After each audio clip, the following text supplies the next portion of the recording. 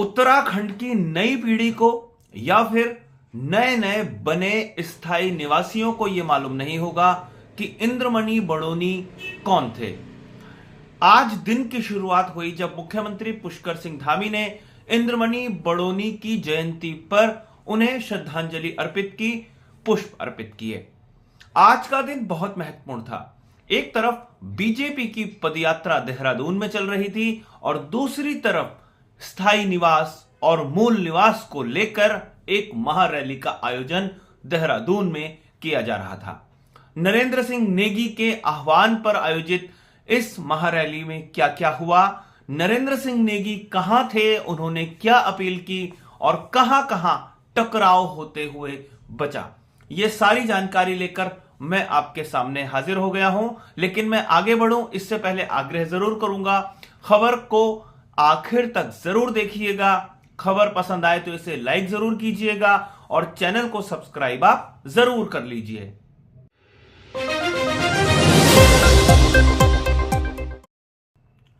नमस्कार, मैं हूं मनमोहन भट्ट। उत्तराखंड में मजबूत भू कानून बने, उत्तराखंड में मूल निवास सख्ती के साथ लागू हो, इस आह्वान के साथ आज का दिन बहुत महत्वपूर्ण था। उत्तराखंड के अलग अलग हिस्सों से हजारों की संख्या में देहरादून के परेड ग्राउंड में लोग जुटे थे। ये सारे लोग इन दो मांगों के इर्द गिर्द ही अपने आंदोलन को चला रहे थे।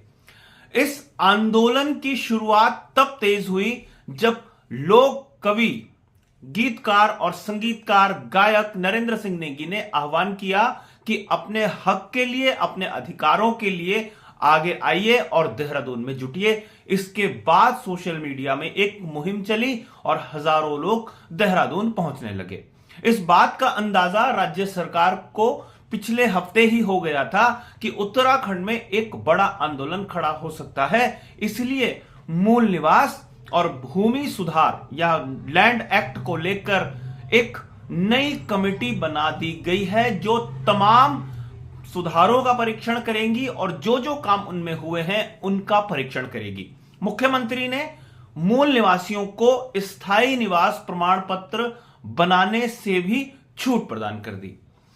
लेकिन आज मुख्यमंत्री पुष्कर सिंह धामी ने स्वर्गीय इंद्रमणि बडोनी के चित्र पर पुष्प अर्पित किए, उन्हें श्रद्धांजलि दी और सुबह यह खबर तमाम पत्रकारों के पास आ गई।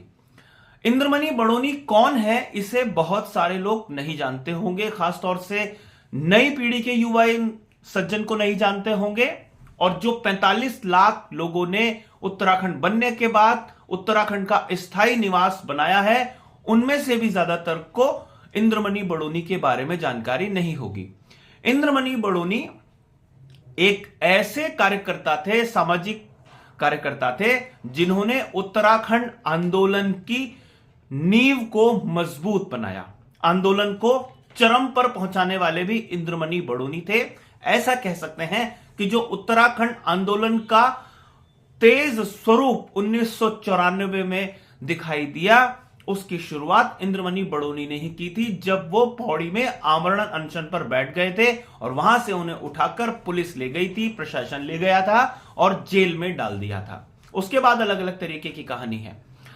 इंद्रमणि बडोनी के सपनों का उत्तराखंड 2000 में बना, लेकिन इस राज्य के गठन को देखने के लिए बडोनी साहब जीवित नहीं थे। 1999 में उनका देहांत हो गया था।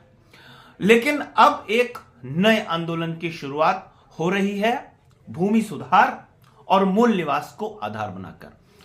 नरेंद्र सिंह नेगी पर यह आरोप कई लोग लगा रहे थे कि आह्वान करने के बाद वो गायब हो गए हैं और इस आंदोलन की अगुवाई वो नहीं करेंगे। नरेंद्र सिंह नेगी ने इसके अपने तर्क दिए हैं कि उनका काम आह्वान करना है, अपने गीत संगीत के जरिए लोगों को जागरूक करना है, ना कि किसी आंदोलन को लीड करना, किसी आंदोलन की अगुवाई करना। नरेंद्र सिंह नेगी ने क्या बयान दिया और नरेंद्र सिंह नेगी ने जो गीत तैयार किया है उसको आप सुनिए। उसके बाद हम कहानी बताएंगे कि आखिर कहां पर टकराव होते होते बचा। मित्रों नमस्कार। भू कानून और मूल निवास का जो महारैली आज चल रही है, एक शुरुआत उसके देहरादून से हो रही है, एक शुरुआत हम कलाकारों द्वारा यहाँ पे बद्रीनाथ के द्वार गरुड़ गंगा से हो रही है। तो आप सब लोगों को इस महारैली को सफल बनाने के लिए हम सब कलाकारों की ओर से बहुत बहुत शुभकामनाएं।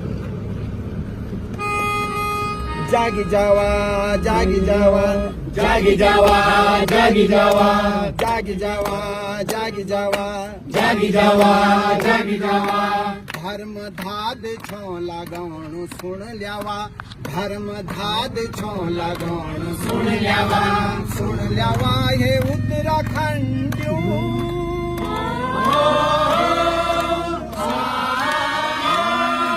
एकजुट एक मुट्ठ वे जावा जागी जावा एकजुट एक मुट्ठ वे जावा जागी जावा एकजुट एक मुट्ठ वे जावा जागी जावा धर्म धाद छो लगाणु सुन ल्यावा हे उत्तराखंड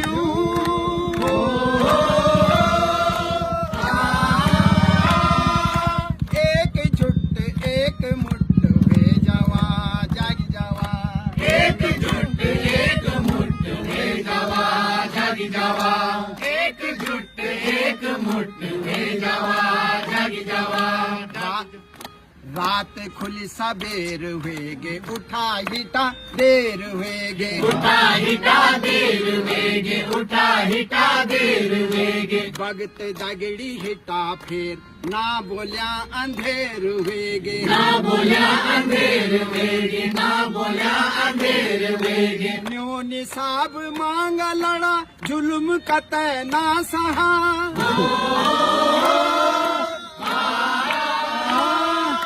एकजुट एक मुट्ठ वे जावा जागी जावा एकजुट एक मुट्ठ वे जावा जागी जावा एकजुट एक मुट्ठ वे जावा जागी जावा धर्म धाद छो लगाणु सुन ल्यावा धर्म धाद छो लगाणु सुन ल्यावा हे उत्तराखंड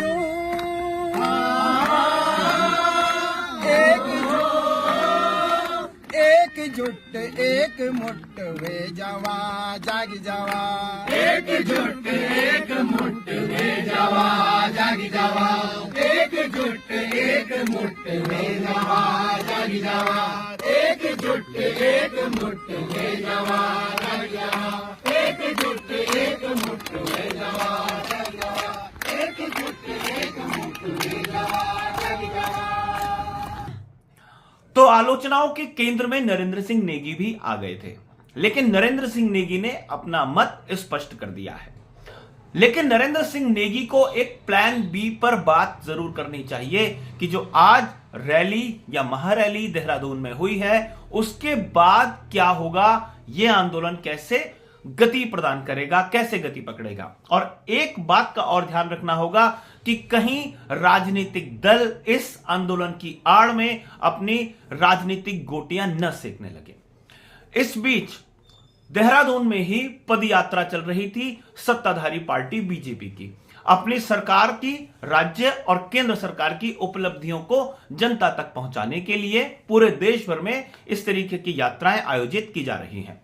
लेकिन देहरादून की एक महिला नेता के साथ आए कार्यकर्ता कुछ आंदोलनकारियों से, इस महारैली में आए लोगों से उलझने की कोशिश करते हुए भी दिखाई दिए। हालांकि पुलिस की सूझबूझ से और रैली में आए युवकों की सूझबूझ से किसी भी तरीके के टकराव की समस्या नहीं हुई। जिस तरीके की आशंका जताई जा रही थी कि कोई बड़ा टकराव भी हो सकता है, लेकिन किसी ना किसी तरीके से प्रशासन, पुलिस प्रशासन और रैली में शिरकत करने वाले युवाओं के बीच के सामंजस्य से यह घटना थोड़ी सी टल गई और पदयात्रा अपनी तरफ चलती रही। सरकारें अपनी उपलब्धियों को जनता तक पहुंचाने की कोशिश करती रही और महारैली में आए युवक, अलग अलग स्थानों से आए लोग अपनी भी मांग लगातार करते रहे और अपनी बात शासन में बैठे, सरकारों में बैठे उच्च पदस्थ पदाधिकारियों तक पहुंचाने में सफल हो गए हैं। लेकिन अब देखना यह है कि क्या भू कानून, मजबूत भू कानून या फिर मूल निवास के मुद्दे पर जो नई पहल शुरू नरेंद्र सिंह नेगी के आह्वान पर हुई है वो आगे किस रूप में बढ़ेगी, यह देखना काफी महत्वपूर्ण होगा। क्या यहां तक इस आंदोलन को लाने के बाद इसे छोड़ दिया जाएगा या इसका कोई नया स्वरूप तैयार होगा, यह देखना काफी महत्वपूर्ण है। इसको देखने की कोशिश हम भविष्य में भी करते रहेंगे। अभी के लिए साथियों इतना ही। अगली रिपोर्ट में आपसे फिर मुलाकात होगी, तब तक इजाजत दीजिए। नमस्कार।